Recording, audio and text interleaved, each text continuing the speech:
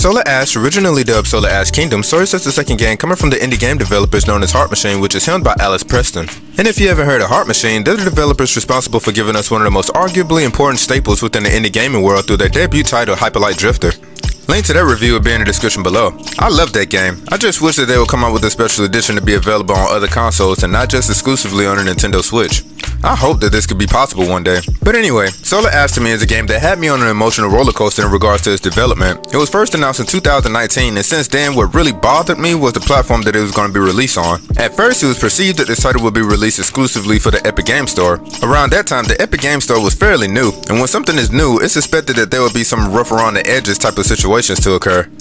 Later on, I saw that Solar Ash was going to be exclusively for the PlayStation 5, and my initial thoughts at that time was, well, I knew that it was going to be awesome, but in order for you to understand my mentality for this, you'll kind of have to look at the year in which this information was divulged. This was before 2020 and all the hell that it would bring, and as of this review is still suffering from. But it was when I saw this PlayStation State of Play that it was going to be released on the PS4 and PS5, and it was then I knew that prayer works. So here we are finally. Gone all the pixelated neon color presentation, and hello to 3D. And just like any other game I review, I kind of find enjoyment in showcasing the differences between what is initially shown within the early stages of development versus the noticeable changes within the final product. As far as I could tell, Ray seems to be untouched, but the environments and other character design seems to be altered, and when it comes down to the story beats, it all looks the same. Shoutouts to Annapurna for being the publishers who helped brought us this title. I believe not too long after, they also helped publish another somewhat open world game that I love. But anyway, I got a PS4 version of course, so let's get into it.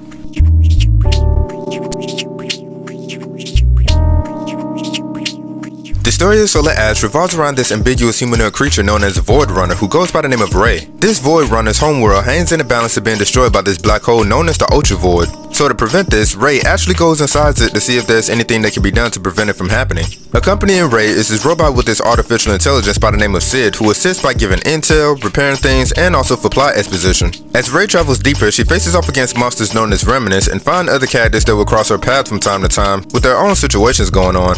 But as the story progresses, you discover that this place is more than what it seems, and this mysterious huge decapitated being may have something to do with it. Activating this thing known as the Star Seed seems to be the only hope for saving Ray's homeworld.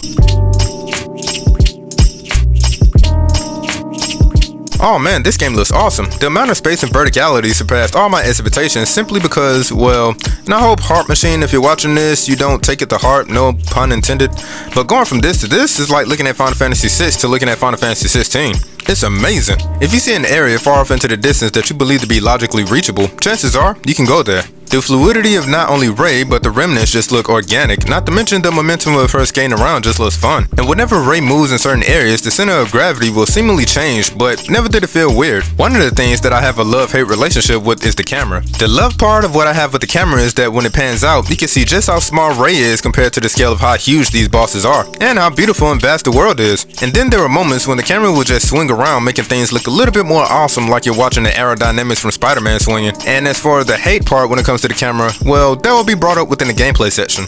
Traveling from one area to another is seamless. I love the fact that there are no load times for whenever you enter a new zone that would disrupt the immersion. And then up on top of all of that, the major areas that you visit are different in tone and theme, from the bright vibrant zones to the dark and misty. One thing that I must say is that the neon colors feels like it was grafted onto this game designs from the world of Hyperlight Drifter. With this being their second game, I'm beginning to think that such selection of color palettes is now the signature of Heart Machine's games. Another thing that I really enjoy are the cinematics. They're breathtaking and very disturbing, especially towards the last stretch of the game when certain scenes and character models are shown. But overall, Solar Ash looks amazing. The graphics and frame rate of movement keeps up and is constant. Again, I'm still amazed at the details and amount of room the player has to explore. It's safe to say that this exceeded all my expectations.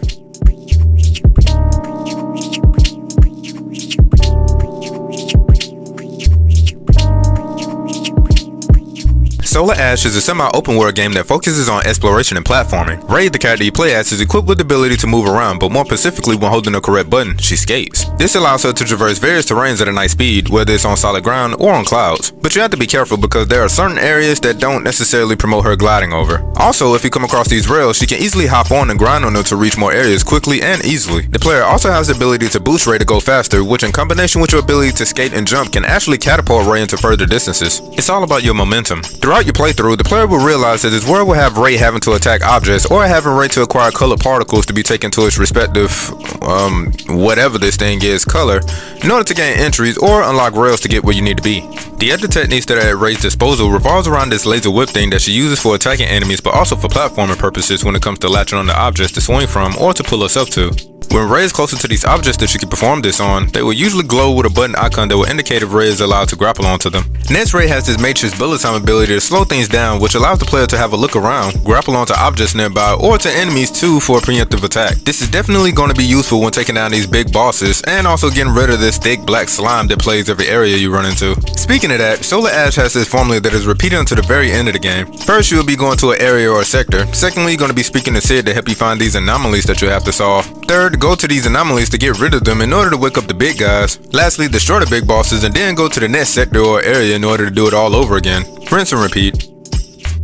Now, how you get rid of these anomalies, black goo, and take out these huge titan looking things is all centered around these timed obstacle courses your surroundings turn into. The object is to break these syringe looking things in succession within the time frame depicted by the bar at the bottom of the screen that resets after destroying one. Once one is destroyed, the timer resets until the next one is destroyed. If time runs out and the player hasn't destroyed all these things, the black goo heats up and destroys you if you're in contact with it, and then you have to restart the sequence all over again. The player does this until the final one that always ends with the stab in the eye. To efficiently accomplish this task requires the player to utilize their mobility movesets along with their grappling ability. And side note, use that bullet time move that I was talking about to reserve some time, so keep that in mind. Now, a lot of these segments will require the player to think outside of the box. Rarely would one be so simple. At times, it could be confusing because the black goo doesn't always heat up whenever you climb or interact with it. Sometimes, in order to find out if it's actually part of an obstacle course that you have to complete, well, trial and error. If it heats up and it destroys you, well, then you know. But yeah, once you do the obstacle courses for the key places, the boss will wake up and then you essentially have to do the same thing to defeat them too. The only difference is that you'll actually have to do this 3 more times up on top of the bosses themselves. Now, to find all these key places where you have to complete this, Ray is able to find all these places by utilizing her bracelet to seemingly send out a shockwave which would then mark them.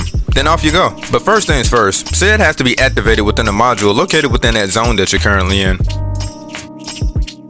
This would be the perfect time to talk about a criticism that I'm sure that many players have probably ran into, and that is that sometimes the camera can be your biggest enemy. There may be moments within the thick of action where your camera is going to be doing some gymnastics, which can affect the viewer's perception of where to go next. In my playthrough, specifically during these boss battles, I loved how I was essentially breaking down these monsters down piece by piece. It kind of reminded me of the epic quick time events from the classic God of War games. But at moments when the camera changes and rotates, I would not be surprised if it may sometimes cause frustration to the players. Another thing that could be a challenge is trying to combine precise accuracy within platforming mechanics due to how easy it is for the character to slide off surfaces. As you're gliding around on land that seemingly has no friction, Ray emulates the movement that of a professional figure skater. And just like skating on ice, less friction plus a strong momentum will equate to a person sliding around. This will seem fun in open and clear spaces, but in boss battles it could become a nightmare. It's usually around the 3rd round of a boss battle where this tendency almost becomes annoying. Seeing how the surfaces on the creatures may break up into smaller pieces, and if you come in contact with what's in between them, you have to start all over again. Combine this with the camera situation and things could become a tad bit aggravating. The next thing I want to talk about are the items found within your travels, which should have been the first, seeing as though one heavily ties in with your survival being your health gauge, which is located here.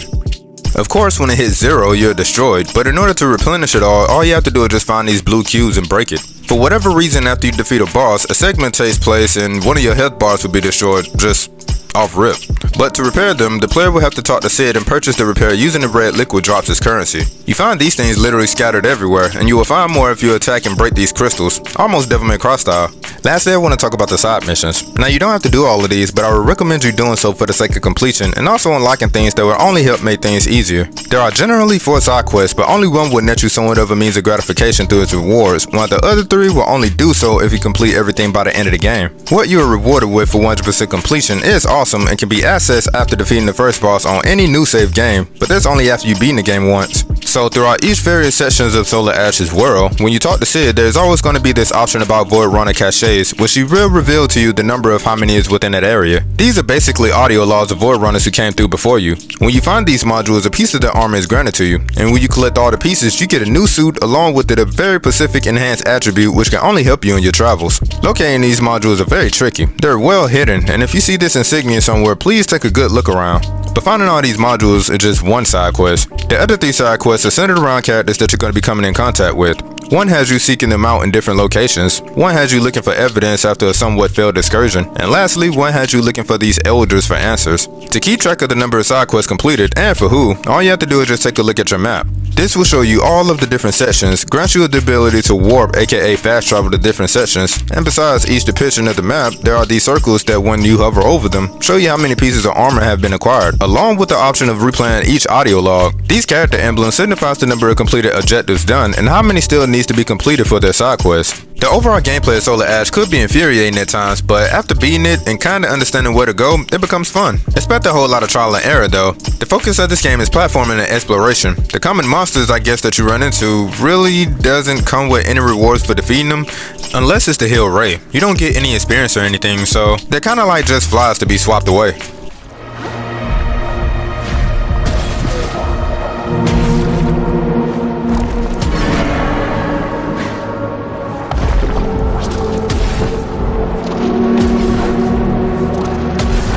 Eerily and otherworldly is what I would describe the sounds of Solar Ash. The sound of the remnants after being attacked is memorable, and not to mention when things go boom. Reading on the SID node at the base.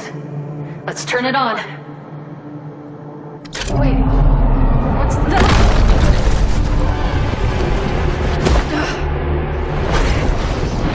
If you can hear this, just ran into some kind of massive serpent anomaly. Watch yourselves.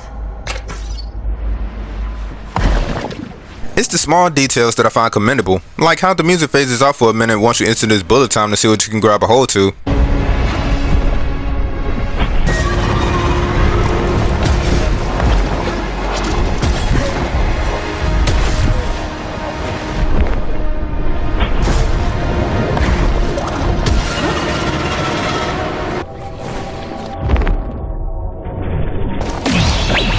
There's somewhat aquatic sound whenever I boosted Ray to go faster whenever she skates around. And last but certainly not least is the voice acting. Another bold approach that Heart Machine finds itself exploring. What? Why are you doing this? Why keep dragging me back to this place? I am not the cause. I am the effect. There aren't that many characters within the game itself, so I can go ahead and talk about them without having the viewer sit here forever. You have Zeno Robinson, who leads his voice for Genya in the anime Demon Slayers, Super Alloy Blackluster from One Punch Man, Ogun from Fire Force, and this one character's name that I'm probably gonna butcher, but here we go. Oni Yakupun from Attack on Titan, Cyborg from Young Justice, and he has done various acting for many other games including Halo Infinite. Next we have Pilar Irby, and don't even get me started on Todd Habercorn or else we really will be here forever. But the standout, at least to me, goes to Frida Wolf, who voices Ray in another character. Miss Wolf has done work for movies and other video games like Bloodstained Ritual of the Night, Darksiders 3, and quite a few others. Her range of emotions that she gives Ray is shown within a stellar performance, especially towards the back end of the game. The person who's responsible for the sound design did such an awesome job that I even learned about how Ray's exact position dictates the volume of what sound is designated to be heard, depending on when specific conditions are met. Not only that, but this specific individual is also responsible for the music. You're about to find out who that is right now. Yeah, those are the pink lines are spinning around, the lasers coming from her head. From her skull. And those are basically telling us, like, how enclosed is the space that she's in. And if she's in a very enclosed space, if she's very low to the ground, if she's, you know, surrounded by land rather than being like on an edge, then we're not going to play that wind very, very loud. But when she gets like up here and, hey, she's on this ledge, like she's on the precipice and it's wide open space, then we're driving that wind up, and it is, you know, once again, it's a very subtle system. But overall, as far as the sound design goes, it is perfect.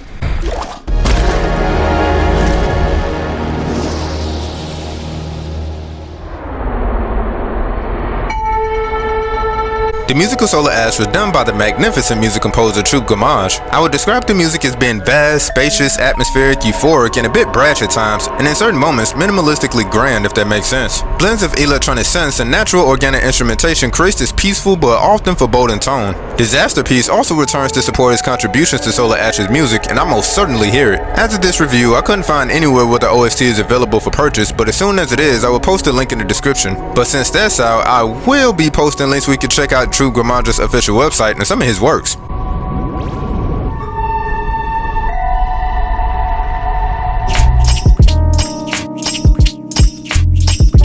With everything covered, I'm going to give Solar Ash a 9 out of 10, with the only gripe being the camera. The story of the game is simple, or at least initially, but by the end of the game I kinda had to sit and think about the message of dealing with hope, accepting realities, and even belief systems after the credits ran. Visually, this game has a scope that I wasn't expecting to be that good. From exploration to the boss battle, solarash provides some of the most memorable moments. The music is eerily beautiful as always, and overall, Heart Machine has made another awesome game. Leading up to this game's release, I will sometimes be watching Alice's heart-to-heart videos on his YouTube page, and seeing people who contributed to Solarash's development, observing its becoming, and hearing the creators' challenges. I really have to say it was quite refreshing. During some of the conversations, themes went from talking about the practical and technical skills to almost a borderline philosophical approach when it came down to crafting the story and decisions to go with voice actors instead of texts and pictures. And yeah, I'm looking at you, Hyperlight Drifter. So, it's nice to know that even though the developers work hard to delivering the best quality of work, just seeing them laughing and talking and connecting with others lets me know that they are human beings and not just robots. Their next game was teased, and seemingly it would be an official turn to the Hyperlight Drifter's universe. I think, officially, I believe?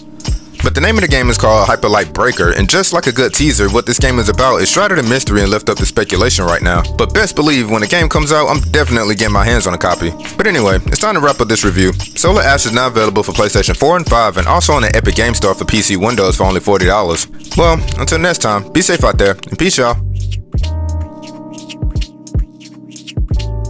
And don't forget to like and subscribe. Hit up that notification bell, and I gotta go.